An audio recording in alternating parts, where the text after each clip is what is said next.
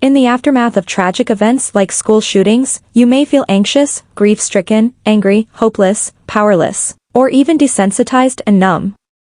Experts say there's more than one way to process trauma, all of which are normal and to be expected. This week, 19 schoolchildren and 2 adults were killed in Uvalde, Texas. This was just days after a shooter in Buffalo, New York, killed 10 people who were mostly black.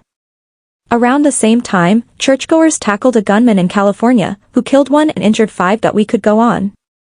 Now it seems unusual to tune into the news and not hear about another mass shooting or other unprovoked act of violence.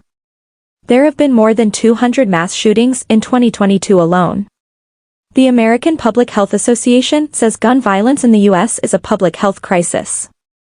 It is a leading cause of premature death in the country, responsible for more than 38,000 deaths annually. As of May 26, at least 17,332 people have died from gun violence this year, according to data from the Gun Violence Archive. Yet we're all expected to keep working. Keep taking our kids to school. Keep meeting for happy hour drinks like more innocent people weren't killed. Just keep on keeping on, right? But those emotions you feel, they're normal. The numbness that envelopes your entire mind and body, that's normal too.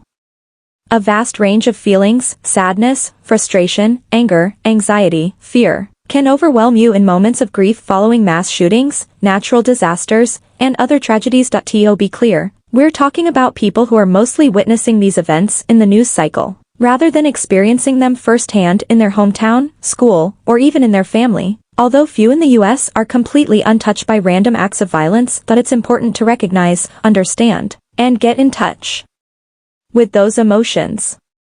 The truth is, if we don't, they're still going to be there. It's just a matter of how it's going to come out, and it will come out, said Stephanie Marcello, chief psychologist at Rutgers University Behavioral Healthcare, who specializes in treating people who've experienced trauma.